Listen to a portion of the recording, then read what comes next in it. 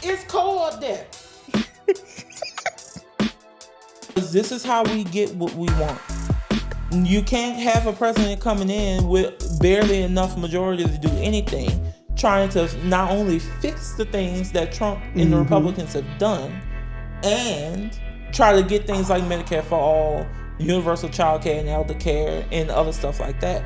We can't expect those things like student loan forgiveness if we have just barely enough majority just to say, oh, we have Democratic Senate majority leader.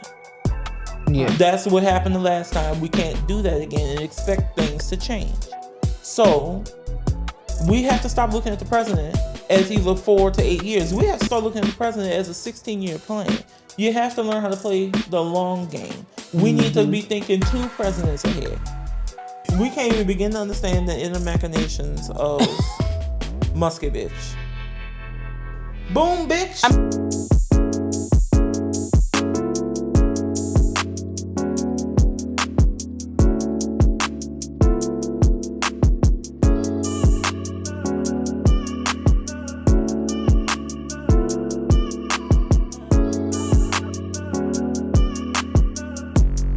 Welcome back to the Pragmotiv Podcast, where every week we tell it like it is and get you motivated to be the change you seek. We're your hosts, Trey. It's Cameron.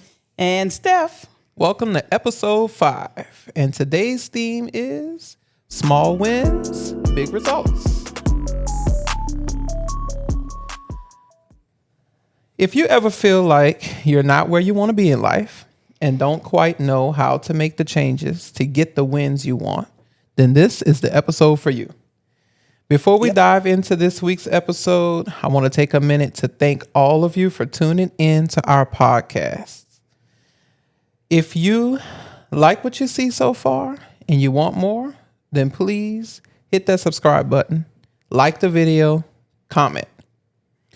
Subscribe to us everywhere you get your podcasts. I mean, Apple, Spotify, iHeartRadio, and follow us on all of our socials. We're everywhere at Pragmotiv. So, let's begin. Let's dive in. So, all change begins within. Self-improvement isn't always about major breakthroughs. Sometimes it's just about making one better decision a day, setting one boundary, achieving one moment of awareness. So, let's talk about micro habits and how they can quietly rewire your life. So, micro habits are tiny behaviors that you do consistently. Like, for instance, making your bed or drinking water as your first thing to do in the morning, or journaling for 2 days. 2 minutes a day. Why did I say for 2 days? If you journal for 2 days, you're not going to get much else done. Y'all, there's so much on here. I'm trying to see it. It's so small. Okay. Sorry about that. My bad. All right. So habit stacking is where you identify a habit that you already do every day, and then stacking it is the new behavior stacking that new behavior on top of it. So instead of trying to remember to walk for exercise, you just stack it on top of something that you already do. So I can see how that would be helpful. I think, like, for me, getting in the habit, like I mentioned, I don't know what episode it was because we've been doing this. This is the 5th week now. Yep. So it's all running together. But getting in the habit of getting up and reading every morning, for me, that was a goal, and it took me a while to get into that. So. But now it's a habit that you do absolutely every day. Yeah. Now it's like that's the first thing I do when I wake up is I look forward to, finding out what's going on. So you definitely can create new habits, and that's how you start to make the changes that you need to make in your life to achieve goals, big or small. So small goals win over big resolutions because they're easier to achieve, number 1. And number 2, they keep you motivated with the feeling of success and progress, and you won't feel so overwhelmed trying to achieve a big goal all at once, which I think is is the biggest message behind today's episode, small wins, big results, Right. because we always set ourselves up for failure when we think about the end result of what we want. And then we're like, oh my God, how do I get there? Yeah. So we never start. Like you might want to say, oh, well, I want to lose X amount of pounds in X amount of months. You know, because being healthier is on everybody's mind. Like take for instance, New Year's resolutions. So every year, a lot of people, they'll make a New Year's resolution that they're going to do whatever they feel like as they go back over this past year, they might make that resolution. But oftentimes it's too much to do all at once. So taking it little bit at a time is, you know, it's the way you can get to that goal ultimately. Yeah. And for me, like with my weight loss journey, the hardest thing for me to do at first was to get started. And once I got started, like I look forward to working out. I look forward to going to the gym. Nah, I outline this like on my YouTube channel. I can't control the other things in my life that I can't control, like my health. So when I'm in a routine and I'm going to the gym every day. You mean your chronic? Yeah, my chronic illnesses. So then when I get sick and I can't go to the gym for a week. You beat yourself up. I beat myself up and then I get out of the routine and then it's hard to start back up. But again, you got to start somewhere. Yeah, So I can relate. You might not go back 5 days a week like you was before, but just starting to go back once and then twice, you know. Yeah, And that's what they mean by habit stacking. It's like since we talk about working out, tie your workout to something that you already do. Like do it either before or after. Like if you come home and say you take your work clothes off, put your workout clothes on. So that way it's going to help you to So be you look motivated. in the mirror and be like, I'm supposed to have my ass outside working. Now, yeah, like I need to be out there hitting that bag. For me, the hardest thing is I don't really struggle with the motivation to get to the gym. I want to get back to where I was, like before whatever ailment I had knocked me down. So like I was doing really well and I was getting to my mile on the treadmill in like 16 minutes and 30 seconds or 17 minutes.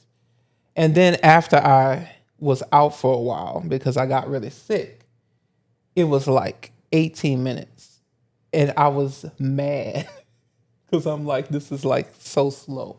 So I'm trying to get back up to it. And then I was used to working out for like an hour and a half. But after 45 minutes, I was like about to pass out. So I hate like when your stamina You feel like you goes lose away. ground? Yeah. Yeah. It's like climbing a mountain and then you just slide back down. Yeah, like in that So it's movie, a we saw that pain. man, they knocked that man back down. I don't know if I can say the name. Yeah, you can say the name of the Say his movie. name. John Wick. Oh, yeah. Yeah. Where he was make climbing. That He makes was me throw hands. I climb up He the stairs climbed up and the you stairs push and you me knocked him down. down, back I'm down. pulling So your yeah, ass with me. you feel like you're losing ground. I definitely feel like I lost ground over the past few years Yeah. because just getting out of the routine of working out every day. But there is something that I've started to do, which is journaling every day, because I piggyback it onto my Duolingo. Yeah. I've been studying Spanish. So with the Duolingo app, I do that every day. And so right after I do that, I journal. So that's what they mean by habit stacking. Yeah. Now, sometimes I am stubborn. Like, journaling was something that I was supposed to start doing. And I even set my phone to, like, remind me to do it. And it be irking the fuck out of me because I don't be in the mood. And my phone somehow knows this. And it tells me, how are you feeling at the moment? And I just be wanting to say, fucked up. Like, leave me alone. I don't want to talk about it. Turn that kind of shit on. I'm like, when I'm mad about something, I just tell people I'm mad. Like if somebody pissed me off, I'm gonna tell you, you pissed me off, and then it's over. I don't need to go write about it. See, for me, it does I don't help know. though. Most of the time, I don't even want to talk about it. If I'm mad, I'll just go listen to music or something. Like, Well, maybe that's a girl thing. I don't want to talk about it. Girls always have diaries and stuff, so maybe that's... Yeah, but I think there's also a stigma. Like, guys, you could have journals too. Nothing wrong with it. So, in researching for today's show, I found out that some of these habits come from the book by James Clear called Atomic Habits. Now, we haven't read the book, but it was interesting to me that I already innately was doing some of these tactics. And some of the criticism, like there was some criticism online when I was researching about his book, and some people were saying it didn't have any science behind it. Because like they were saying, like, what's the science behind getting? Is it practical for a person to get 1% better every day? But to me, I find that that's really the only way to do it, is to do it in small increments, because trying to stick to making a big change, There's any number you don't of really stick with it. Like that. There's any number of anecdotes that have been quote unquote coined over the years about eating the frog one bite at a time, eat the elephant one. You Yeah. can't. Yeah, the You can't- elephant. Not Yeah. the- Well, it's a frog. I You don't wouldn't eat really none of want to that. eat a frog. Some people eat frog legs. I mean, I guess. I mean, you're in. What did they say? We in Louisiana. People said that, do eat that. somebody said something tastes like chicken. I don't know if I it think was that was frog frog legs legs. or alligator. No, alligator don't taste like chicken. It tastes good though.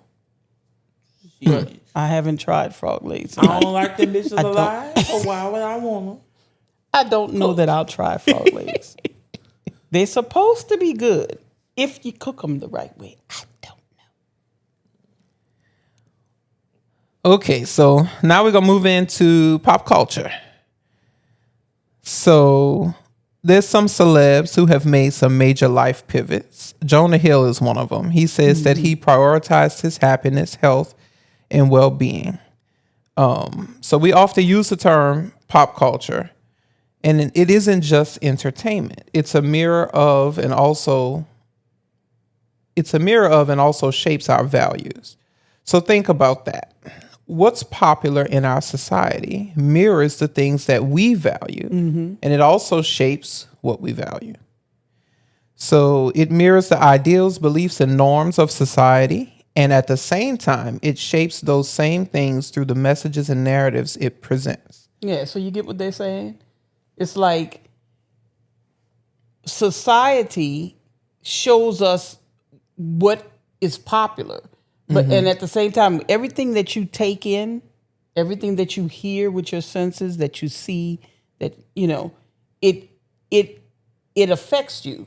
So that's the duality of it, is that it at the same time it's shaping what you feel or what is important. So what are That was some of the kinda things? interesting. It is. I feel like it really is. So what are some of the things that Jonah Hill did?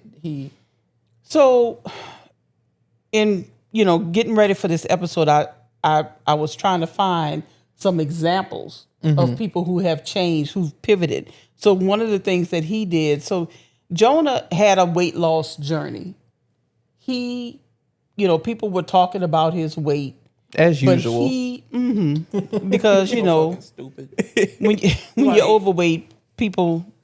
Yeah, I'm big. So fuck what? What is it doing to you? And then when you get too skinny, and then you're too skinny. Yeah, because there's some people that's really right. Like, So it's like mind your people gonna talk about you, business. whatever. But what Jonah did is he decided he was gonna, and this is things that I read in news magazines. He decided he was gonna prioritize happiness and well-being and his mental health over, just societal norms. So he, again, I don't know if it could be labeled as habit stacking, but he started small.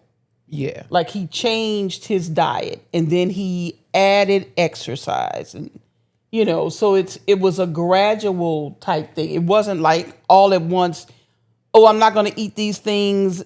It's like it's according to what they said in the articles. Yeah. He changed things a little bit at a time.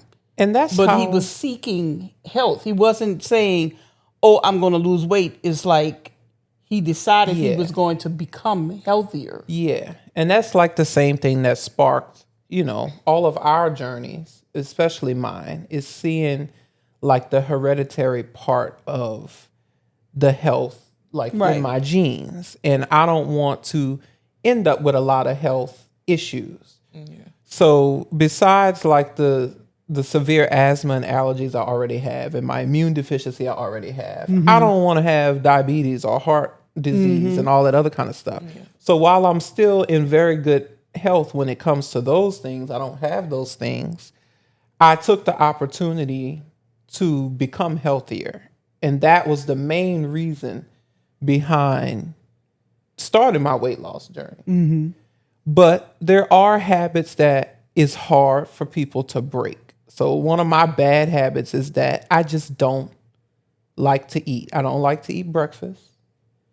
And ignorant people in the damn comments is probably going to say, oh, you're so fat. Of course you like to eat. But when you Haters don't gonna eat, hate. you slow your metabolism down, which is in my genes. So I make it worse. I'm this big anyway. Huh? And I'm saying that's why I'm this big anyway. It's all in your metabolism. Yeah. It is in your metabolism, but there's things that you can do. I mean, we don't want to make this episode about a weight loss journey. However, it is about changing gradual, making gradual changes to get to the goal that you want. And that's why I'm bringing it up. Because that's like the thing that I struggle with. It's trying to make sure that I get myself on a good enough schedule to where I can eat smaller meals throughout the day instead of just eating once a day. So that's where I'm trying to use like what we're learning in here to do that. So whatever you guys are out there struggling with, if you feel comfortable sharing, put it in the comments. Let us know. Right. Because we all in this together. That's what we want to do, is build a community with Pragmotiv. I know that, the first few episodes have been heavily political, and politics is life, Right. You can't ignore it.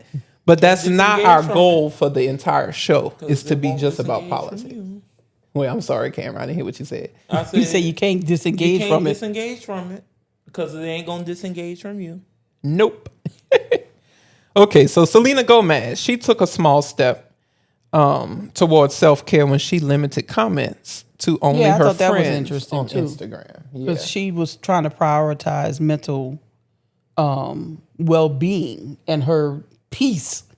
And she just disabled her content. And the fact that she felt like she had to do that, she is very beautiful. I think that she is talented.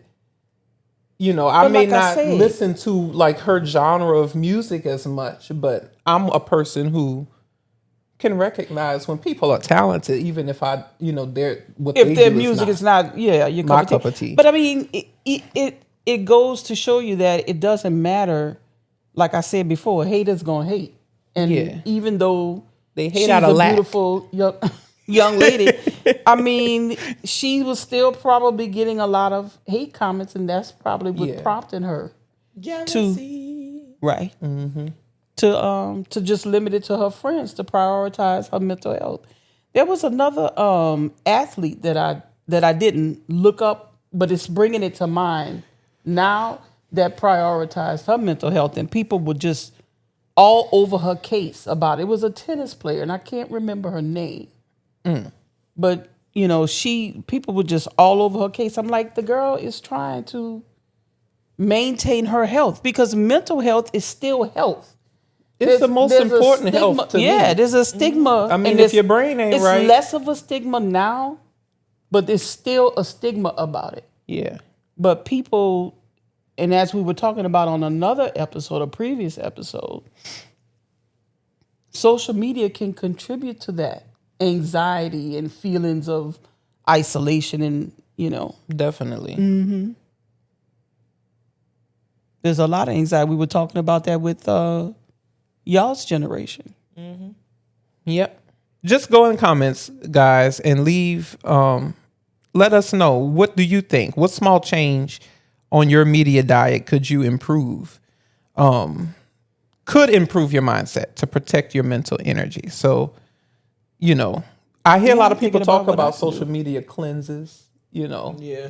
Wow. It's to that point where you a lot of people talk about it.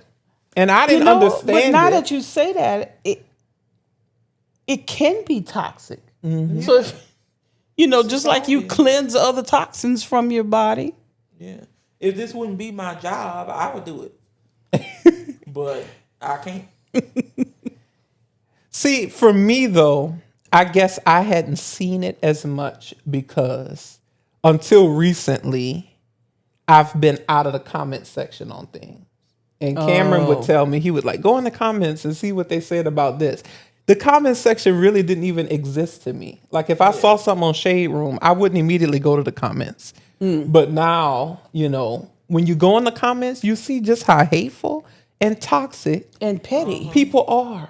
Yep. Like, what the fuck is wrong with y'all? What are y'all doing that these things that y'all say even come to your mind, but then you let them leave your mind, go through your fingers to these damn keyboards? And But who I be was the loudest in the comment section? who? The motherfuckers with no profile picture. They gotta be bots. Always want to talk the most. It might be a fucking bot, shit. but it might not be. It could be or it might not. Who has time to be mean to other people? People Why would you living in their want to own be? basement. And it really, people don't say this enough, but I was always taught it takes more energy to be mean than it does to be nice. Yeah, it really does. I mean, Because you got to actually sit and think, how could I say this that will really hurt this person? Yeah. And I mean, I've recently seen, and I'm not going to bring up these different people who I've seen them commenting under, but I've seen people know what a specific person is going through, know that they're at this particular low in their life, and then just go in the comments pour salt on and it. pour salt on it. Go in the comments and specifically put up memes to make fun of that. that's just mean. Why? May both sides of your pillows always be hot. But you know what that says? That says more about that person that's doing that. They fucking pillows is already hot, Cameron. They already got rocks in their they in shoes every hell. time they put them. Because you gotta be one miserable motherfucking bitch to be doing that shit. May your tires just be a tiny bit off balance to always vibrate. Come on, May do your another phone- one, Cameron. May your phone always be on 1%. Even if you charge it all night. Okay, give me another one. If I knew them. If I knew somebody to do that, I would go in your house and take one battery out your remote. He said bad. A He said it the New Orleans way. A battery. A whole New Orleans way. All right, y'all. So let's see what's next. I'll put a lizard in your toilet tank. What's that What that gonna do? Maybe it'll crawl out. I don't think it could get out the tank, Cameron.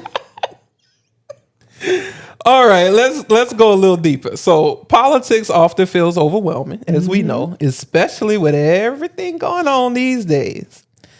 So it could also feel out of reach, like we don't have the individual power that we do have. Yeah, I think people feel like they're powerless, but they're not. So what if that same principle that we've been talking about today applied here too? The small intentional actions can drive big results. So let's talk about how everyday civic engagement can be your next small win. Things like voting in local elections Right. and how they affect your day-to-day life way more than the national elections. We talked about this.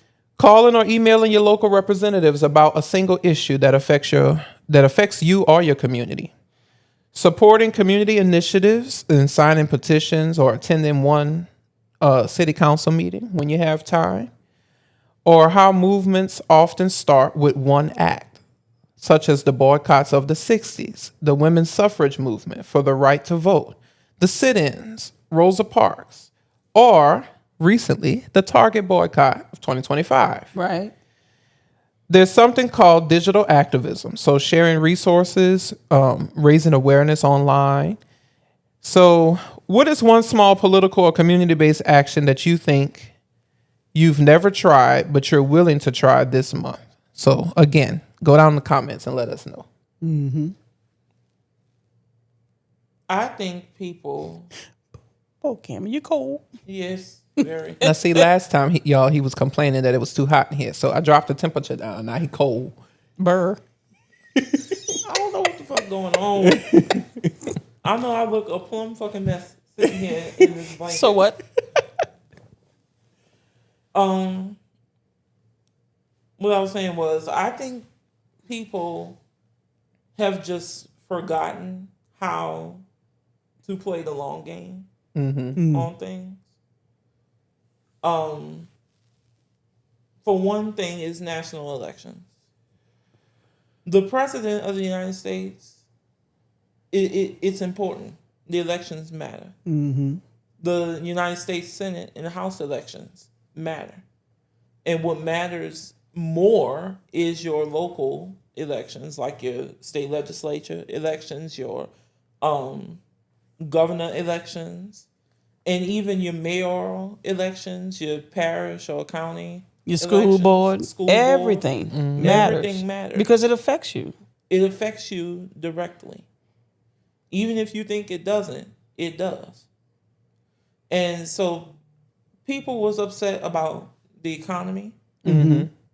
And so that's why they decided to go to the right and switch to Republican and vote for Republicans. Whereas if we had just stayed the course, then Things would have things gotten would've been better. better. Yeah. like the perfect example of this is the crashes in 2008. And that ushered in Barack Obama and the Democrats at 60 senators, a huge majority in the Congress, and 365 electoral votes, and 69 million in the popular vote, which was the most that had ever been cast for any ticket at the time. Yeah. And the Democrats got in and they fixed everything the Republicans screwed up. And people was like, oh, it's not going as fast as I needed to go, because people have the misconception that But the president remember? could just Yeah, we talked about everybody country- wanting things at the speed of light. People wanting things at the speed of light, instantaneous And the country gratification. is just too big. Like It's it's like not a practical big to ship. think that one person just look at could the run Titanic. 50 states with how many different counties? We got over like 3,000 Yeah, different. over 3,500 counties. Yeah. And You within a county, you got how many cities, on average? So come So- on. That's unrealistic to think. Yeah. But people really don't either have time or don't want to sit down and really think about this practically. They'd rather have somebody they could just complain and throw all of their problems Yeah. on. So they did that in November. And now look at where we are. We're worse off than we was even at the end of last And just as a side note, the things that the government is supposed to do, like right before we sat down to do the show, I saw this article, I think it was from Washington Post, that was talking about Social Security and the cuts that they've made to Social Security, and how I think a reporter was calling in to check on the new chat bot that they installed at Social Security to answer the phones. And when you call this chat bot, she was telling the chat bot, I didn't get my April check. And it kept telling her about the cost of living increase that it was doing. And if you need something else, unless you need something else, hang up. Yeah, like that chat Or do bot you I want to was speak talking to an agent? earlier. Talk to an agent. Say agent. She would say agent, and it would just start over again. So it kept sending her in a loop. In a loop. So imagine if you literally didn't get your money. People on Social Security don't have no other. Right. Mm-hmm. Most of the Recourse. time, Obviously, they Most of own the it time. for a reason. Yeah, or they're retired. They retired and they worked for that. or- It's their money. Yeah. So People if pay you into have a it. system error, or in this case, we know that most of these things was caused on purpose, then they just shit out of luck, don't have no money, don't have no way to eat, and nobody to talk to. Because last time I checked, you can't just walk into the Social Security office No, and be you have like, to have an appointment. where's my check? Right. Run me my money, bitch.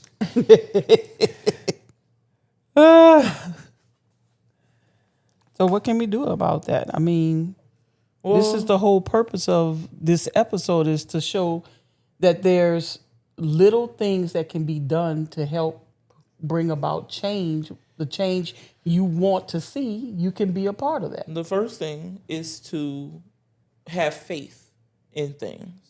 And the second thing I think would be to stop thinking that it's somebody else's problem. Right. Take to ownership. fix. Yeah. Because that, I think, is a problem with a lot of Americans as a whole. You know, even I've been guilty of it. Like I mentioned in one of the episodes about me just feeling like I was just so fed up with the election. I wasn't even sharing stuff on my social media pages, correcting all of the misinformation and bullshit I was hearing. I was just like, it's but up to why- people to go and do that themselves. Yeah. And But didn't you say People you just- felt like, I'm sorry. Didn't you say you felt like it wasn't going anywhere anyway? I did. I felt like I was screaming into the wind. Like, it didn't make sense. But now look at what we're doing. You know? and I was the exact opposite. I kept sharing as much as I could to try to help people see. Like I was to the point where I got on Forza Horizon 5 and made this big truck thing and put Harris walls on the side of it and was driving it around the map. And how many people in the game didn't like that? Well, it was already different from 2020. That's why I was so confident going into November. Because I was getting a lot of honks. People was cool with it. People was taking pictures. But in 2020, I got so much hate for it. Now, let me just say, That's weird. it took me about a minute to catch up to what you was talking about. Oh, that it was a video game? Yeah, Cameron, maybe you had to specify what Forza was. You gonna have to explain, for the Lucy. audience. It's a racing game. I get it now. Yeah. I was Stop like, I'm laughing gonna at do me. my part. Wow. I'm not laughing at you per se. It's just funny that when you think about stuff, like I knew what he was saying, but it's I funny. could tell. All right, let's see. What's next? Oh, now it's time for our weekly news segment. Y'all already know what it is. The briefing room. Oh, this week. So let's start off. Did y'all hear pardon. Todd and Julie Chrisley were pardoned this week?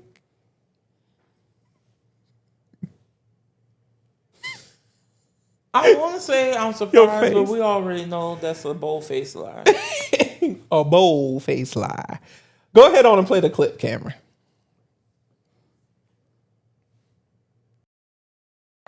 Well, welcome home, Todd. Thank you so You're much. welcome. I know this has been a big journey for you and for you, Savannah. What is one thing that happened behind the scenes that maybe you want the public to know and to understand? You want to go first? I think, obviously the biggest misconception right now is that I either paid for a pardon or slept for a pardon. That's something I or that's the biggest misconception right now. And if people knew the countless hours and the money and the time that I spent going to DC, literally with not a meeting scheduled. And I just got on a plane and went and said, I'm going to be in the right room at the right time and meet the right people. I fought hard and I was exhausted and I begged for meetings. There was nothing I was never too good to ask. And that's the thing is people think, oh, you're a celebrity, you're white, you have money, that we got an upper hand, and we didn't. I had to fight, and I was relentless, and that's how it happened. Finally, people listened. So for me, that would be something that people just don't quite understand. I think I think for me, watching it all unfold and listening to what she said that was coming up next, and just being consumed with pride while at the same time knowing that this is a long shot because so many people are told no. And being in the prison system, anyone that says that it's a fair shake, it's not. Because I dealt with young African American males in the prison that I was in that were not treated the same. They were denied programming. They were denied access to certain things. I was not denied that, but we know why I wasn't denied that. And so I think that is a much bigger picture that we all as a society as a whole need to look at, that we are one. And whether you're Republican, Democrat, or whatever, at the end of the day, when you're in that hospital, you don't care if it's a Democrat treating you or a Republican. Now, some of you may, but I want whoever's going to be the best person to do that. You. So now, y'all, we're going to play this other clip because this is the clip that's going viral. And I'm going to tell y'all why I have a issue with that clip going viral, but not this one. So go ahead on and watch this one, and then we'll talk about both of them on the other side. And that information will come out. But my question is, so, it was under the first Trump administration when the investigation happened and the charges, so how can it be political? Well, if you will look at the individuals that prosecuted this case and that lied to the courts, and these prosecutors are no longer with the U.S. Attorney's Office. Tommy Krepp left and is now at the FDIC. Annalise Peters, she is now with Meta. You don't go to Meta and give up a career as a prosecutor. That's not what you do. You don't go to the graveyard of the FDIC when you're trying to build a career as a defense attorney. So I also think it's very important to note that it took 7 years to issue a formal indictment. Exactly. So the investigation was going on for almost a decade. And when you look at it, our judge was the youngest African-American female appointed by Obama. So she allowed so many things to come into trial with the Fourth Amendment violations, and magistrate judge ruled that all the evidence must be thrown out because it was obtained illegally. So we don't know if stuff was planted. Mark Braddock was involved. He got full immunity from the government. So the whole trial was just messy and tainted. And when the magistrate judge ruled that evidence was not allowed in, the Obama appointed judge said, nope, I don't care. We're allowing it all in. And with an email that said, we need to catch a big fish. And the response was, well, Todd Chris is the biggest fish in Atlanta right now. And I think it's also important to note that the Office of Inspector General ruled in our favor in their documents, that in their investigation, that stated, we agree that the Chrisleys were unfairly targeted. We substantiate due to their celebrity status. Yes, we substantiate the Chrisleys' claims that they were unfairly targeted. So at the end of the day, I will sit and say, as his daughter, I believe in law and order. If I believe that my parents did exactly what they were accused of doing, then yes, you have a consequence. You have a consequence for it. Do I think the consequence should have been 12 years? No, I do not. That's not even a fair sentence if it was true. But I know in my heart of hearts it was not true. I caught these prosecutors in so much misconduct, speaking to the judge, having ex parte communications. And this is in writing. It is in writing. Alex exposed the emails. So I think at the end of the day, if you want a conviction, then have a clean conviction. So I have several things to say. Okay. First of all, I read the charging document. There was a grand jury. The grand jury was presented evidence. I believe you have to have a certain amount of evidence to convene a grand jury. Mm-hmm. In the first place. Mm-hmm. In the charging document, it lays out the years of bank fraud and wire fraud that was perpetrated by Todd and Julie Chrisley. Mm-hmm. From like about 2007 it talks about how there are emails that showed them talking to the person, and in the document it calls them co-conspirator A, who was helping them to doctor the documents that they presented to these different banks to get these loans. They had a company that they incorporated in Georgia and then incorporated in Tennessee. And Chrisley's name, they told the IRS that he didn't have control over it. But I mean, the charging document is out there to be able to read. They had a storage unit. What she's talking about with the magistrate, first of all, a magistrate judge hears the initial appearance of you when you are arrested, and they hear whether or not to give you bail. The trial judge has more access to the full body of evidence. When you go to a magistrate, it's not the trial. The trial judge looks and decides what evidence can come in and what evidence was obtained, which, was it done right? They had to get a warrant. So in that storage unit, they had all of the documents that they used to cut and paste from, to doctor the stuff, to send to the banks when the banks were getting audited by the FDIC and whatever other, regulatory authority over banks. They would send an email. They sent email to the CPA, who was also in the indictment, Tarantino. Sent the email to someone, either Julie or the co-conspirator, I don't know. But they sent an email asking, the personal financial statements, it looks eerily similar to the one that you sent in. How could your finances still be the exact same from 8 years ago? So we need to, we have an audit coming up, and we need these to say something different.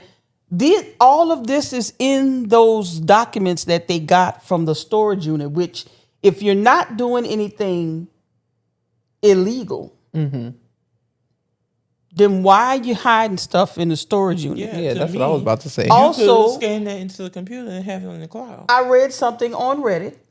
It was a thread about this situation and how there was an episode on the Chrisley show, that reality show, where the mom put her hands around the neck of one of the daughters. I don't know if it was that one. But the person on the Reddit thread was saying that was the day that she got notification that the storage unit had been raided. So she was taking out hers. She knew that the jig was up or whatever. Yeah. So there's all of this, I take issue with what the daughter, I forget her name, Savannah. Yeah. What she's saying about, so her implication is that the young African-American judge appointed by the African-American president is incompetent. Well, my whole problem with the entire thing is the first clip that we showed you guys is what they're parading around across all the media, including Black-owned, Black-run media on social media, right? And it's showing, what's the daddy name? Todd in a good light, because he's shedding light on the injustices that Black men face in prison. But at the same time, you're bringing up race. What does the race or the ethnicity of the judge in your case have to do with it? No. If you want us to stop saying, bring up race, like we got comments on our last episode when we was talking about race. Y'all are always playing the victim. Well, what is she doing? Right. And they are literally always playing the victim. Not them in particular. just people who think like them. They always play the victim. Anytime you call them on their BS, oh, you're so angry. Yeah. And what the fuck does the judge's race have to do with any goddamn thing? Yeah. We don't run the systems in this country. So we inherently can't be racist. Yeah. Because we don't have the power to institute the racism. Then Right. my We don't have problem- the agency. My problem is, if you even believe what you're saying at that microphone about the injustices that Black men have had to deal with, and about them being Make sure you pull your mic up, Cameron. about them being denied things, you shouldn't have had to go to jail in order to see that. This is what the fuck we have been saying for so many years, for so many decades, and y'all just wave us off Yeah. Until it affects them. until it affects you. And why is it? It's always self-centered. Everything is well, until I feel it, until it affects me.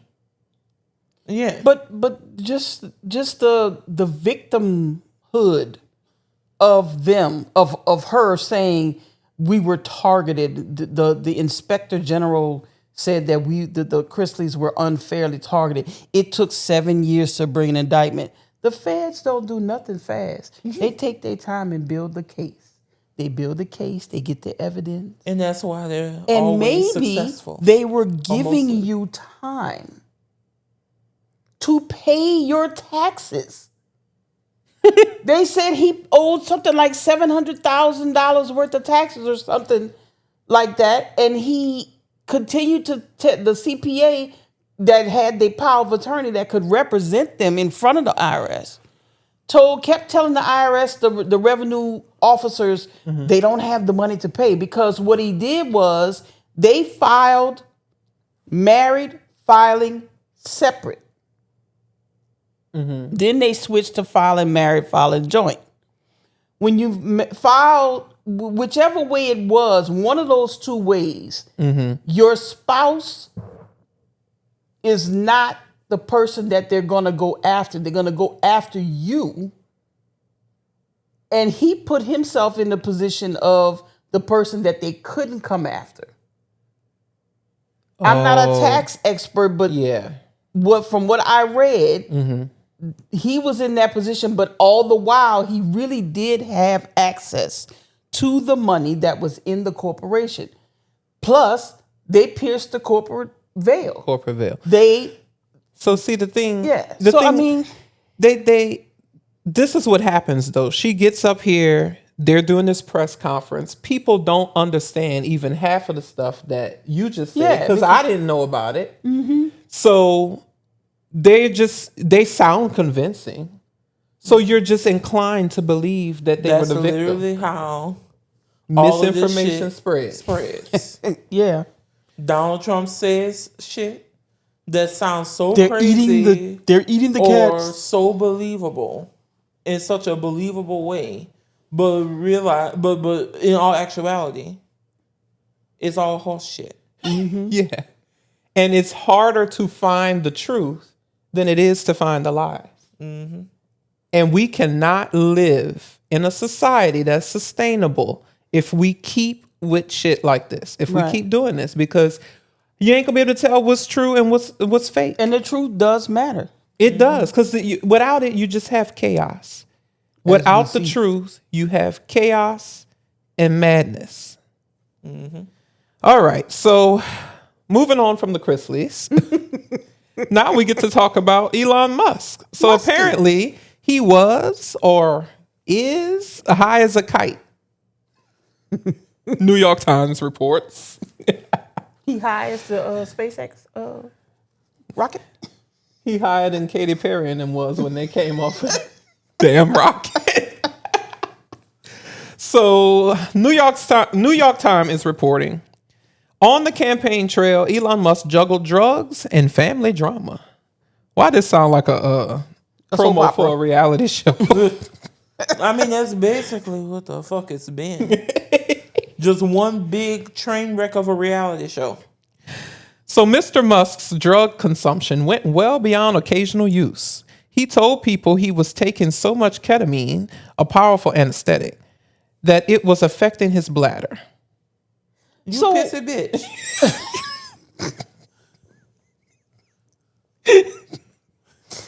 Cameron, you got me over here sounding like Smedley from that cartoon. You're making my eye twitch. Why do people take ketamine? Why do people do half the say shit it's they an do? anesthetic. An anesthetic. Just get a But joint you- and be happy. Anesthetize. I guess he's so sad. He wants to go to sleep. Are you in pain? Is that why you take Emotionally. ketamine? That's the only reason people Or do does shit he or do. is there a side effect to the anesthetic that makes you high? Is that what it is? See, I don't even know. We can't even begin Isn't to that what they understand. use for and I animals? don't think we should. We can't even begin to understand the inner machinations of Musky bitch. Nor do I think we could really talk about it on here. Well, But no, but I mean, correct me if I'm wrong. Ketamine is something that they use for animals, right? I don't know. Okay. I have no So clue. ketamine and what else? So it was affecting his bladder, they said. A known effect of chronic use. He took ecstasy and psychedelic mushrooms. And Oh, he hell no. Psilocybin. and he traveled with a daily medication box that held about 20 pills, including ones with the markings of the stimulant Adderall, according to a photo of the box and to people who have seen it. So, it goes on to say, Elon has pushed the boundaries of his bad behavior more and more, said Philip Lowe, a neuroscientist and one-time friend of Musk, who criticized him for his Nazi-like gesture at a rally. So was that the ketamine? I'll leave that there. I'm not gonna comment on what I want to say about that. But okay. Okay. Wait. But while a surrogate was pregnant with their child, Miss Boucher was furious to discover that Musk had recently fathered twins with Siobhan Zillis, an executive at his brain implant company Neuralink. Wait, he has a brain implant company? Fuck that shit. Oh, hell no. According to people familiar with the situation. Nah. So Miss Boucher is one of his baby mamas. Who Yeah. looks at Elon And so and while decides- she was pregnant, while the surrogate was pregnant, Wait, he got a surrogate for the baby mama? The baby mama, not the surrogate? So Okay, that this means is hard that to there's follow. another baby mama? yes, So suffice it to say, this motherfucker is a manhole. Oh, I mean, I guess that's what we can. or is that baby mama light? Who knows? Okay. So, yeah, that was the end of it. I don't know, y'all. I'm caught off guard. I did not know he had a brain implant company. Like that's probably the scariest thing I done heard in 2025, and that's saying a hell of a lot. I just can't. I can't. So what's y'all's thoughts? I just know we're gonna see somebody with a tinfoil hat saying, "You're not putting 5G in my head." How many companies does he have? I thought And it was what just have they been doing while he's SpaceX been in the and, White House all these and months? Tesla. That's why he leaving the White And House, because they want him to come back because Tesla is failing. Well, yeah, because people Good, get them ugly ass things off the I know, fucking road. right? Especially that fucking Cybertruck. There's only one of their cars, Tesla's cars, that remotely has some aesthetics to it. Yeah, the Model S and the Model X. I drive it mostly because of the doors. Yeah, that's the cool thing wanted about one it. The before I gold wing realized doors. But the that Falcon doors. Cybertruck. The Cybertruck. No, I wanted Literally the looks like a Model trash X can. before I realized Elon Musk was such a. I ain't even going. But now, no, I will not.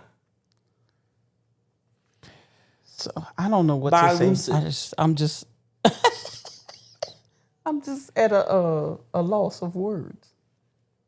Well, I guess So this is the person that was cutting all of the jobs. Is this why they was just like taking an axe to everything because he's high on drugs? Well, that would make sense because to Because me, it didn't make nobody sense what they were had. doing. You couldn't have any kind of compassion in your heart or any kind of anything going on in your brain. In order to support Trump, Any kind of cogency. you if got to that's a be on word. something. Yeah, In my opinion, I think it is. because no sober person.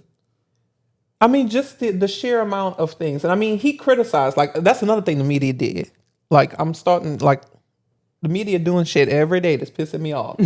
So they was talking about how, Elon Musk was criticizing Donald Trump's bill. Yeah, he criticized it because he said it didn't go far enough. They never What the fuck? report the whole fucking thing. It's Yeah. always, well, he said he didn't like the bill, but why? That's my question. Right. Why don't he like it? Why don't he like it? Mm-hmm. Stop trying to humanize and same-wash Elon Musk. Yeah. Just like they humanize and same-wash Same-wash. Donald Trump. Yeah. But yet you on here reporting day in and day out about Biden mental capacity. Right, Yeah. but did y'all see that press conference he the other on day with drugs. him? Joe Biden?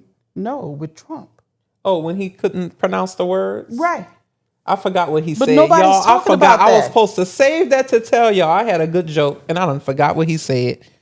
But That's right. that's He the said only a lot way of shit I that can ain't right. keep going, y'all, is to forget what Donald Trump says. Like, I can't keep what he said in my brain. I would not be able to function. All right, Lose so brain cells. speaking of losing brain cells, let's move into the next story. Right? So according to Trey made up a new word, y'all. Wait for it.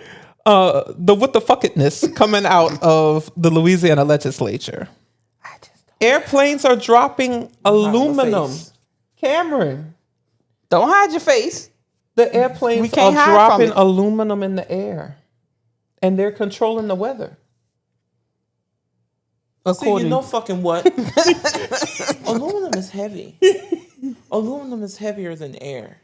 Well, Aluminum will just come back down to the fucking earth. Like, Oh wait, nah. Don't crash yet. Mama, she researched it. But before we go ahead on and talk about this, go ahead on and roll Roll the the clip. clip. Ponchatoula's finest. State lawmakers believe some aircraft are dumping chemicals in the sky to try to manipulate the weather. While a federal weather agency says it's doing no such thing, a bill is making its way through the legislature aimed at ending so-called chemtrails. Andres Fuentes reports. Ponchatoula State Representative Kimberly Landry Coates defended a Senate bill aimed at a problem she says is growing across the state.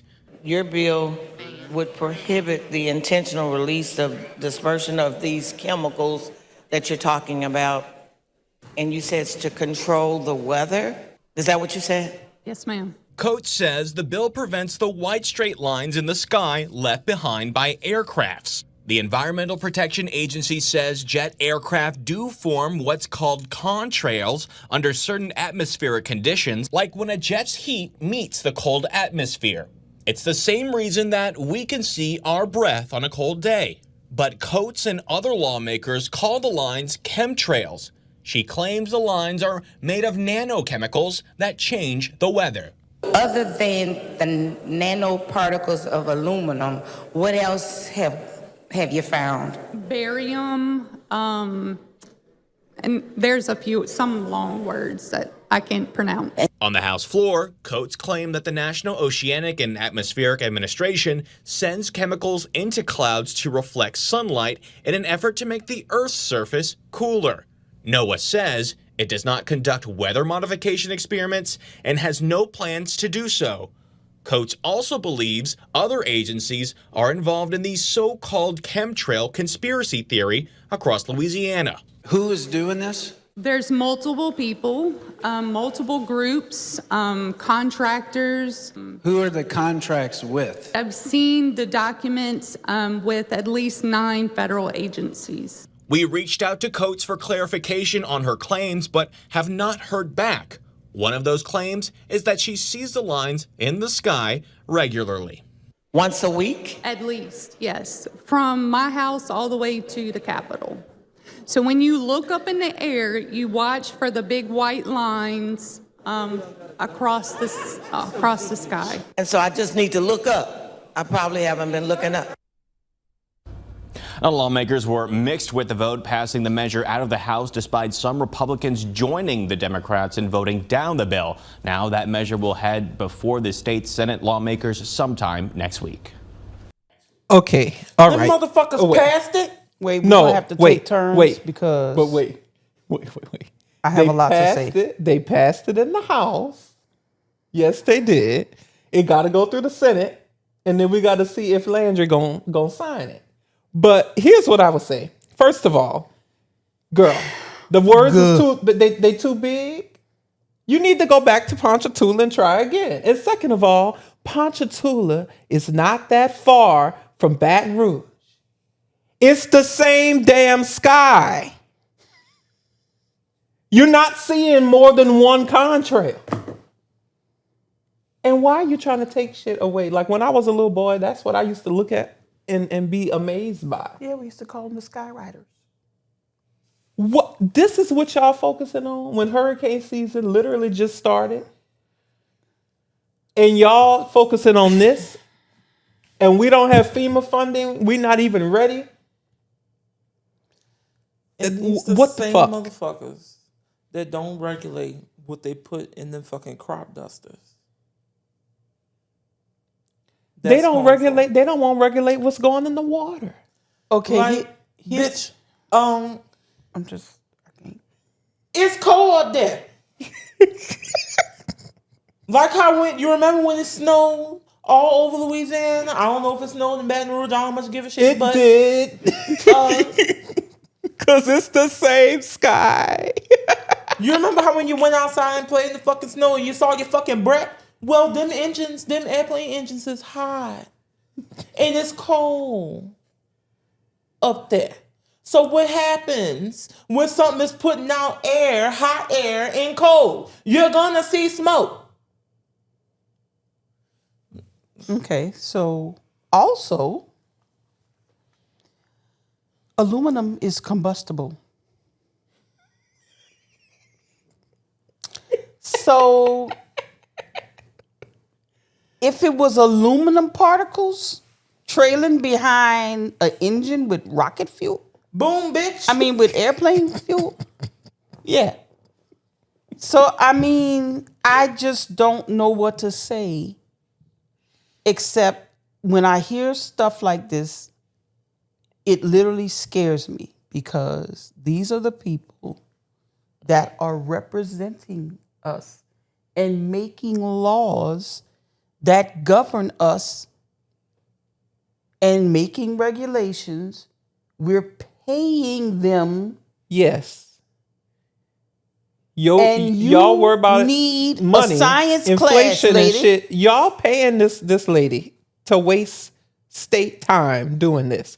So if you live in Ponchatoula, please take your ass to the polls and go vote whenever her election. This is dangerous. She's the reason why we either Oh my 48, 49, or 50 in education. Yeah. Behind the entire fucking country. Well, she's the proof. The product of it. She is the proof that we are. This is embarrassing. I'm going to hide my face. Well,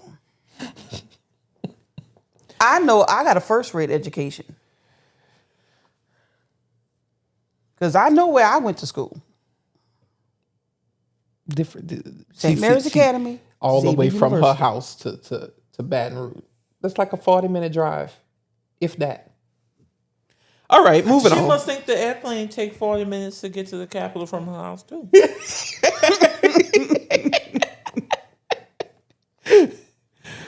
All right, so I can't, y'all. I have no words. I have a lot of words, but I have no words. Now we got to talk about Trump's big ugly ass bill. So the bullshit bill.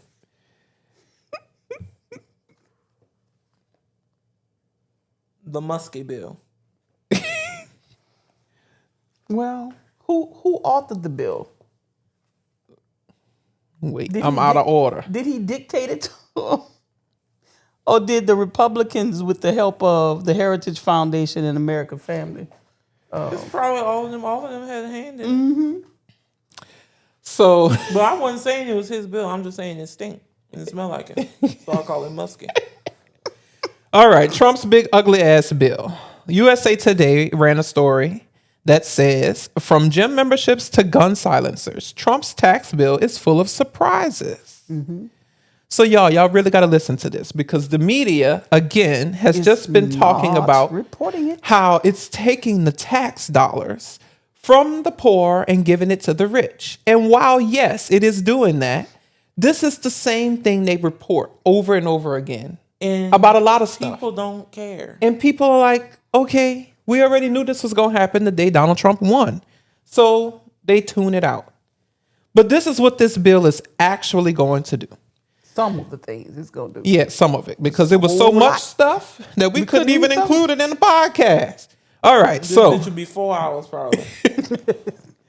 The 1,000 plus page bill includes several lesser known provisions that could have impact on Americans' lives, from the court system to the gym.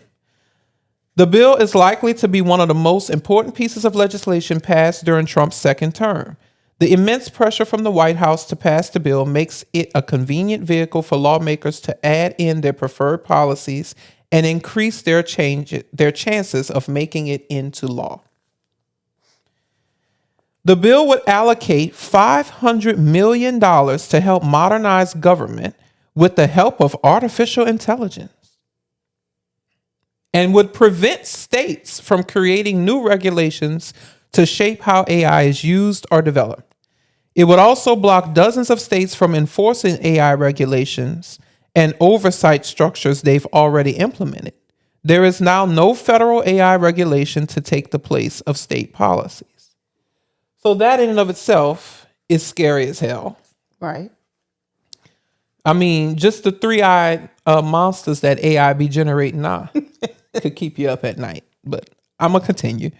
Republicans added a provision to the bill that would get rid of a $200 registration fee for gun silencers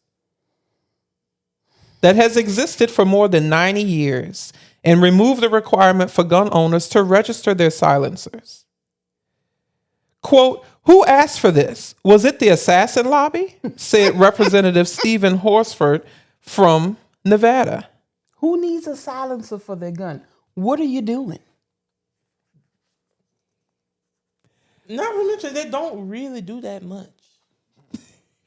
It's still pretty loud even with a silencer.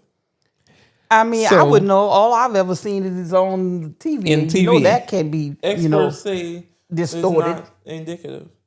Right. So here is the biggest thing that I feel that a lot of people should know about that's in this bill that they don't know about. And Because if everybody the media's did not know saying it. about it, to me, that'd be protests.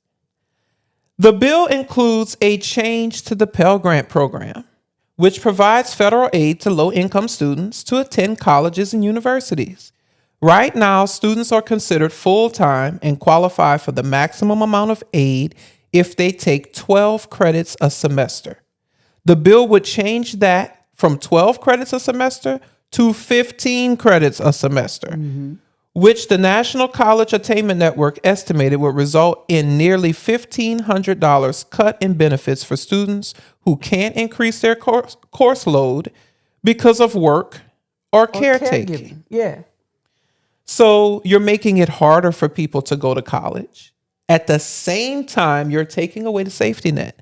You don't want to provide funding for Medicaid. You don't want to provide funding for food stamps.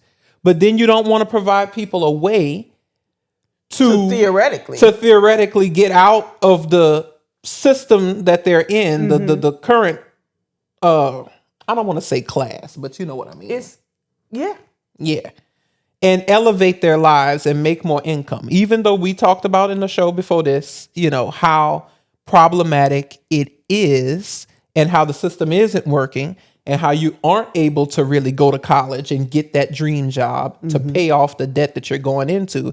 But this ain't helping. This is making it worse. Right. So, thoughts on his big ugly ass bill? It's what the Republicans always do. Make shit worse. And then leave it to the next Democratic president to fix it. And then blame them for what they did. Yeah. I forget what newspaper was reporting this, but apparently Trump and the people in his administration wanted the Medicaid and the food stamp work requirements to take effect after January 2029. Mm-hmm. And the hardliners in the party fought to have it included in this big ugly bill for it to take effect in 2026. But even Trump and them knew, we probably want this to take effect under the next president. Right. And So they're playing in American people's faces. They're playing in your face. Because they know, or they're saying, well, y'all would be dumb enough to fall for that and think that it would be the current president's doing at that time. But, there's a quote from Donald Trump from years ago before he said, if I would ever run for president, I would do it as a Republican because they are dumb enough to fall for it. And he was a registered Democrat until 2011. Yep. Ain't that a bitch?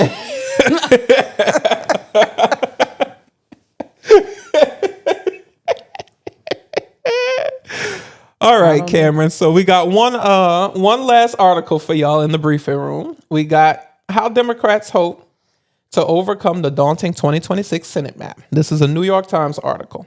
So Senator Chuck Schumer and his allies are working aggressively to stretch a Senate map that offers precious few opportunities for Democrats to reclaim a majority in 2026, recruiting deep into the country's most conservative corners to find viable candidates in red states.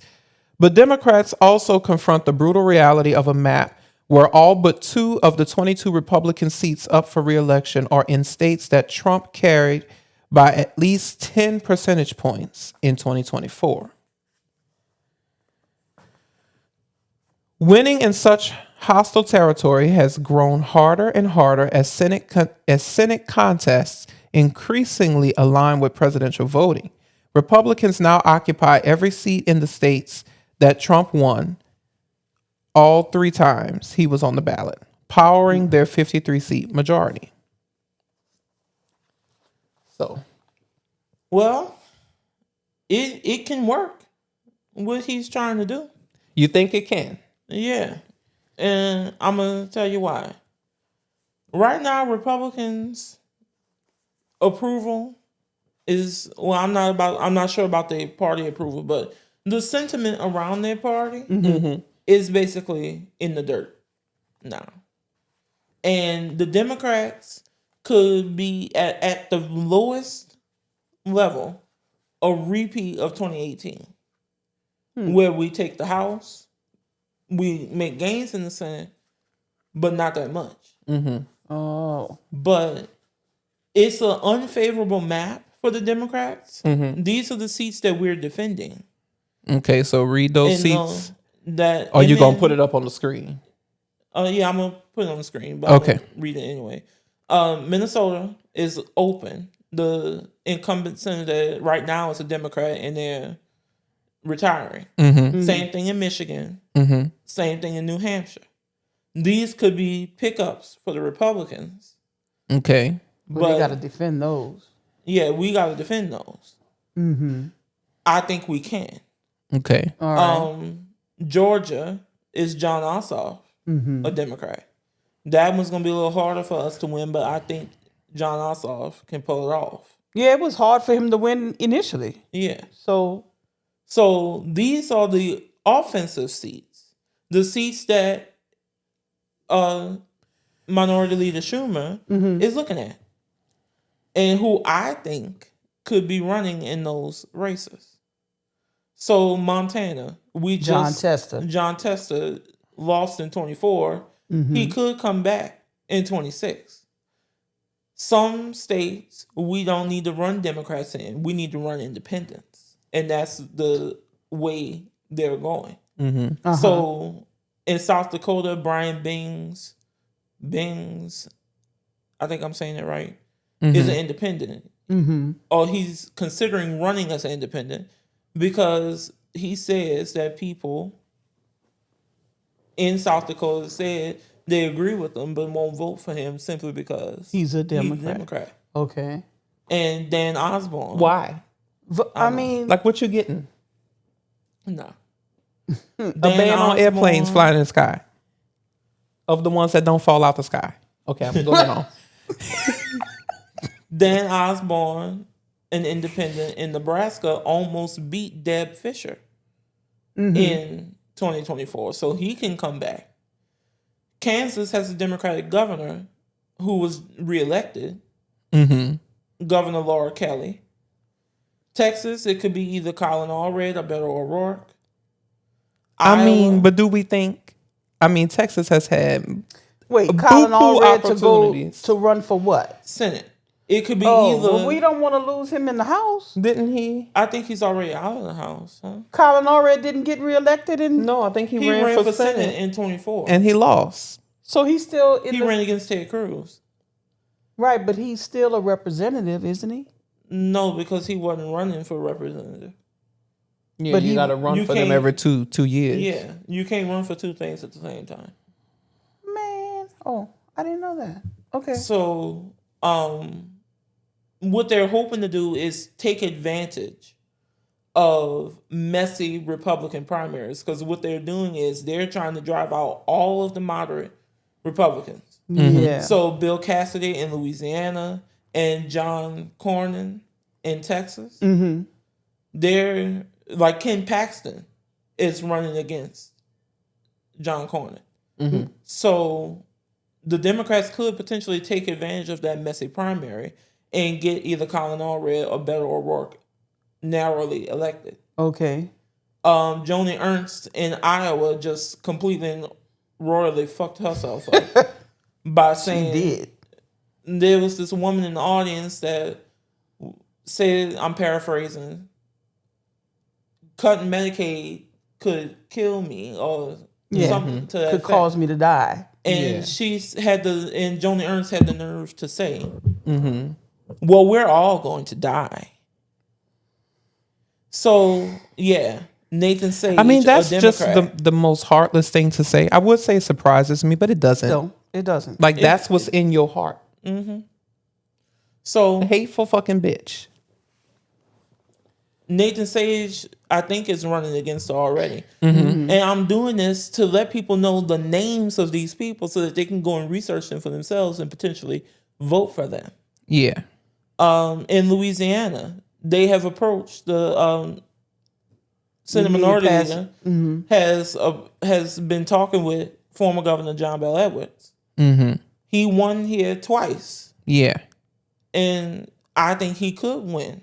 Yeah, but you would have to get that 51% turnout. You know, it can't be the 30% that elected. Right. Yeah. Landry. What helps us is that we no longer have a jungle primary system. It's closed primaries. And they're doing the primary challenge against Bill Cassidy because they're mad at him for voting to impeach Trump for the second impeachment trial. Why don't they let it go? But go ahead. Devour yourselves. So Mississippi, you got Scott Cullum.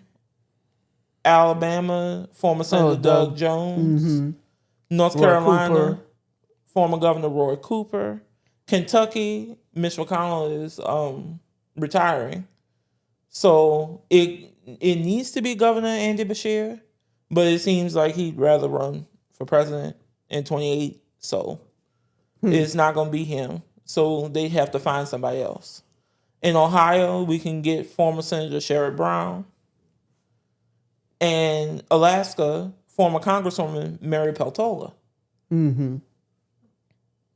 And she already won basically statewide because they only got one Congress seat. They only have 3 electoral votes, which means they have 2 senators, 1 congressperson. So she could win a statewide race in Alaska. Maine, you got Jared Golden to run against Susan Collins. In Florida, the field is too crowded for me to put a candidate's name. Florida's always messy. Yeah, but there are Democrats running. And South Carolina, an independent of some sort, could take that one. And if we take all of these races, we would be at 60 plus senators. Now, what could we do with that between 2026 and 2028? Everything.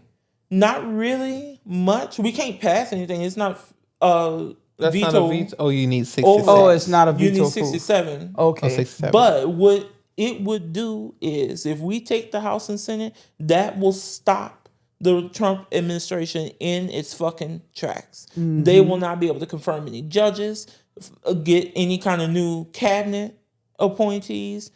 That presidency, that administration would basically be done. And we could stop the bleeding. Yeah.